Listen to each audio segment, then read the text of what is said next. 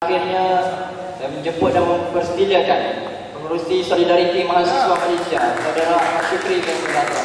Saudara Muhammad, persilakan. Bismillahirrahmanirrahim. Alhamdulillah, syukur malam ni kita dapat bertemu. Saya muliakan pengerusi majlis, teman-teman pimpinan mahasiswa, mahasiswi yang ada. Ucapan terakhir daripada sang siswa tua boleh saya kongsikan celoteh penutup pada malam ini.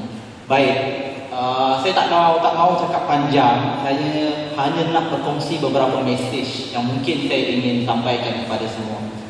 Malam ini saya kira mahasiswa ataupun dalam satu kurungan kata anak muda, saya tak mau cakap banyak soal kezaliman, itu semua kita dah tahu.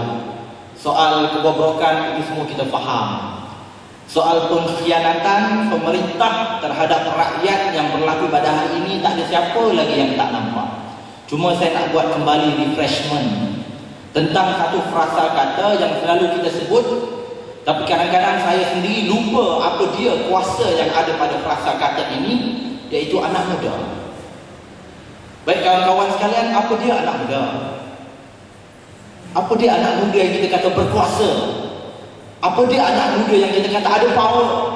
Apa dia? Ataupun kita hanya terbawa-bawa kepada satu stigma, dogma yang mengatakan anak muda itu ada kuasa. Baik, saya nak kongsi beberapa perkara yang saya pendapat daripada orang dan saya sampaikan pada malam ini. Mudah-mudahan aliran ilmu ini akan terus berlangsung. Anak muda, beberapa pandangan yang menceritakan dan boleh menjadi checklist kepada kita yang ada dalam dewan ini dan boleh kita sampaikan kat luar sana. Checklist, jika benar kita anak muda, checklist ciri-cirian ini perlu ada pada kita. Yang pertama, anak muda yang dikatakan dalam Al-Quran, dalam surah Kahfi. Ini ayat yang selalu kita baca.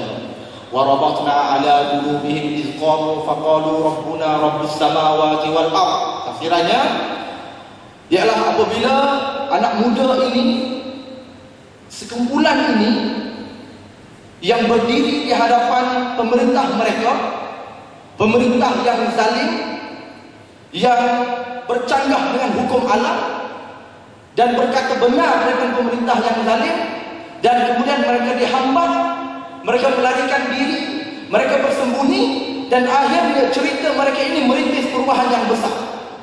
Satu, apalagi anak muda daripada Khalifah Ulung Islam Sayyidina Umar Al-Khattab juga sewaktu dihimpit keresahan pemerintahan yang ada sedikit payah, waktu dia mencari idea-idea baru dalam nak susun atau pemerintahan Khalifah Islam, maka waktu itu dia berkata-kata, dia kata, aku rindukan pemuda seperti Abu Ubaidah Al-Jarrah, aku rindukan pemuda seperti zaman yang ada pada Rasulullah, yang mana pemuda ini datang dengan idea baru yang memperkemas sistem pemerintahan Rasulullah. Dua.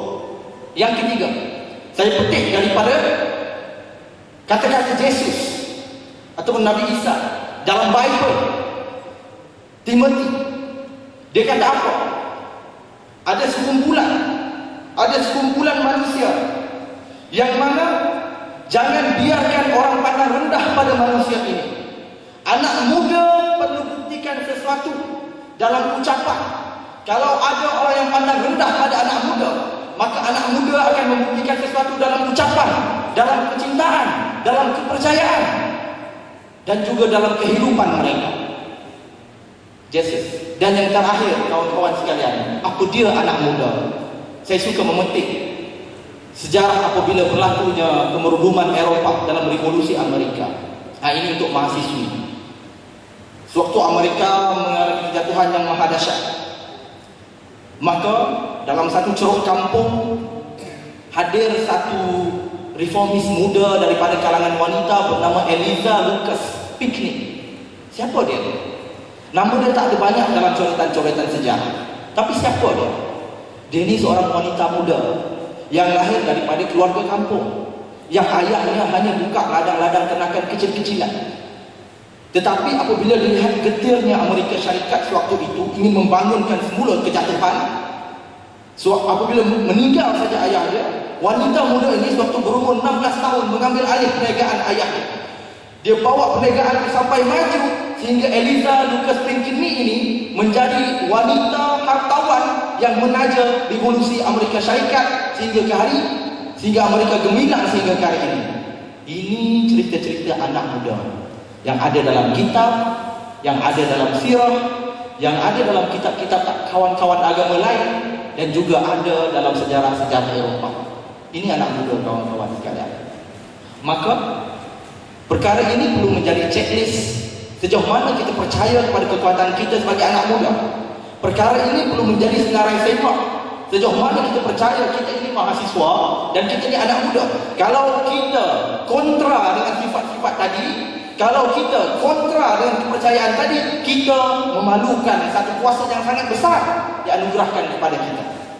Maka saya kira dengan kepercayaan dan keyakinan bahawa memangnya anak muda kita ini yang disorotkan banyak cerita-cerita dalam fakta memiliki sesuatu yang luar biasa, kita sepatutnya mensyukuri nikmat itu dan memaksimalkan kuasa yang diberikan kepada kita. Baik, itu dia tafsiran-tafsiran anak muda yang boleh saya kongsikan kepada semua. Kita beralih pula sikit bab kezaliman. Walaupun saya tak nak sentuh, tapi saya nak masuk sikit lah penghujung. Bagi saya, kenapa sudah tiba masanya anak muda bangkit mengerah segenap kuasa yang ada? Sebab satu je saya kata, pengkhianatan yang maha dahsyat. Bertahun-tahun kita dikhianati. Siapa yang belajar sains politik mesti faham bagaimana terbentuknya sebuah negara, apa amanah sebuah kerajaan, apa pengorbanan rakyat terhadap kerajaan, dan apa sepatutnya tugas kerajaan kepada rakyat. Kita rakyat, kita memiliki otonomi yang besar. Kalau ikutkan rakyat ni, kita nak bawa pistol, kita boleh bawa pistol. Kita nak bawa parang, kita boleh bawa parang ke mana-mana. Kita nak pergi mana-mana, kita ada hak yang autonomous. Tapi sebab kita bernegara dan kita memahami amanah sebagai rakyat, maka banyak otonomi kita korbankan untuk dijaga oleh kerajaan. Kita korbankan rasa risau kita. Kalau ikutkan kita risau, kita boleh bawa pistol ke mana-mana. Tapi kita korbankan kerisauan tu, tak apalah, bawa pistol ni bahaya, jadi aku tak payah. Aku korbankan hak aku untuk dapat pistol, aku serahkan kepada kerajaan untuk jaga aku. Dan balasannya aku akan bagi ketaatan aku kepada kerajaan. Satu. Baik, kita boleh berhak buat macam-macam, kumpul duit, kumpul dana, bisnes. Tapi tak apalah, kita korbankan cukai untuk kerajaan dan kerajaan akan jaga aku. Hasil pengorbanan aku ni, kerajaan akan jaga aku, akan jaga generasi aku, dan aku akan bagi ketaatan kepada kerajaan supaya kerajaan sudi jaga aku. Ini perjanjian kontrak sosial yang membentuk sebuah negara. Kalau tak ada kontrak ini, huru-hara, dan rakyat curahkan kepercayaan kepada kerajaan, kerajaan menjaga hak rakyat. Tapi inilah yang telah dikhianati 50 tahun terbentuknya negara ini. Dah habis. Di mana lagi yang tak khianat? Soal pendidikan anak bangsa khianat, soal ekonomi khianat, soal hak asasi khianat. Mana lagi yang tak khianat? Tak payah. Ya, NFC satu hal. Banyak benda ni. Tapi saya kira kata kuncinya ialah mana-mana orang yang khianat tak boleh duduk dekat tampuk kepimpinan.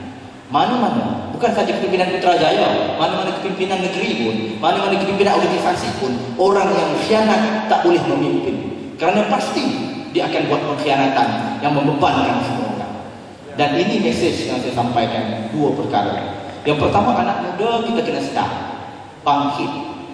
bangkit dengan kuasa yang diberikan kepada kita. Mudah-mudahan kuasa itu adalah satu amanah. Kekuatan anak muda ini adalah satu amanah yang dikurniakan kepada kita. Tidak memaksimalkan penggunaan amanah, kita boleh menjadi golongan yang tak bersyukur. Kita boleh jadi golongan yang rugi.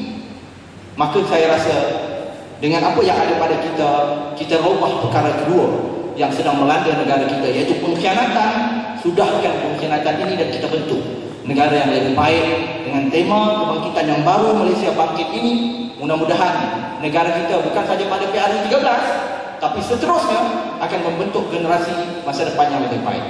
Dan saya rasa itu saja perkongsian terakhir malam ini. Mudah-mudahan apa yang saya sampaikan ini tak banyak, sikit boleh bagi manfaat sesama kita untuk kita cerna dan kita kongsikan dengan rakan-rakan yang mungkin tak berkesempatan untuk hadir pada malam ini. Terima kasih banyak-banyak. Saya sudahi dengan wabillahi taufiq wal hidayah. Assalamualaikum warahmatullahi wabarakatuh.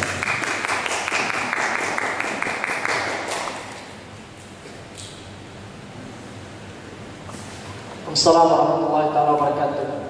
Terima kasih kepada semua pepidato kita yang merancangkan pentas pidato, dan juga terima kasih kepada hadirin yang hadir pada malam ini yang memenuhkan perdewan kita pada malam ini. Untuk itu kita gagaskan bersama, kita resolusikan bersama. Inilah dia, Malaysia bangkit. Demi Malaysia kita bangkit. Wabillahi taufiq wal hidayah. Assalamualaikum warahmatullahi wabarakatuh.